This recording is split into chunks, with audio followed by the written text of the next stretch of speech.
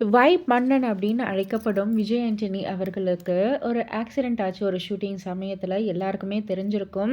So உயிர் பிழைச்சதே வந்து ரொம்ப ரொம்ப அரிது அப்படின்ற மாதிரி சொல்லியிருந்தாங்க ஒரு சில ஆண்டுகளுக்கு முன்னாடி இல்லையா?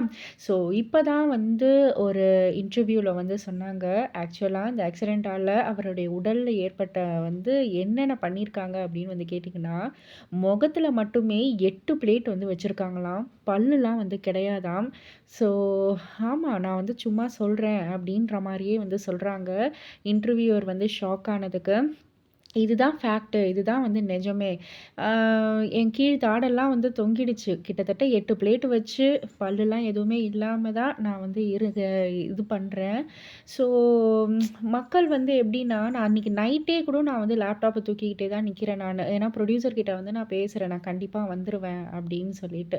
ஸோ எனக்கு இன்னும் சொல்லணும்னா, அந்த ஒரு ஆக்சிடென்ட்க்கு அப்புறம் தான் இன்னும் கொஞ்சம் நல்லா ஸ்ட்ராங் ஆனேன் அப்படின்னு கூட வந்து அவரு வந்து சொன்னாரு.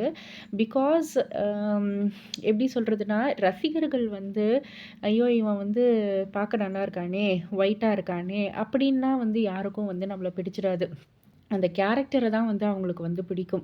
இப்போ ரஜினி சார எடுத்துக்கிட்டா, அவர வந்து பிடிச்சத விட, அவருடைய அவர ஒரு ஆக்டரா பிடிச்சத விட, அவர ஒரு மனிதனா வந்து அனைவருக்குமே பிடிச்சிருக்கு. அதனால தான் இப்ப வரைக்குமே அவர் சூப்பர் ஸ்டார். அதேமாரி கமல் சார் அவர்கள வந்து அவருடைய உழைப்பு பிடிச்சிருக்கு. அதனால தான் ஆக்டரா வந்து இப்ப வரைக்கும் எல்லாருமே வந்து அத கொண்டாடிக்கிட்டு இருக்காங்க. அதே போல தான். ஸோ ஒரு இப்போ ஒரு ஆக்சிடென்ட்ல வந்து எனக்கு கை காலையே நான் வந்து இழந்துட்டா கூட, நான் வந்து நடிக்க வருவேன். கதை அமைஞ்சா. ஸோ அதுதான் மக்களுக்கு வந்துட்டு அந்த ஒரு குணம், அந்த ஒரு மனிதன், அந்த ஒரு இத தான் பார்ப்பாங்களே தவிர, அப்பியரன்ஸ் இல்ல அப்டின்ற மாதிரி வந்து சொல்லியிருக்காரு. ஸோ இத பத்தி நீங்க என்ன நினைக்கிறீங்க? உங்களுடைய கருத்து என்ன? அப்டின்றத கீழ உள்ள கமெண்ட் பாக்ஸ்ல குறிப்பிட்டு சொல்லுங்க.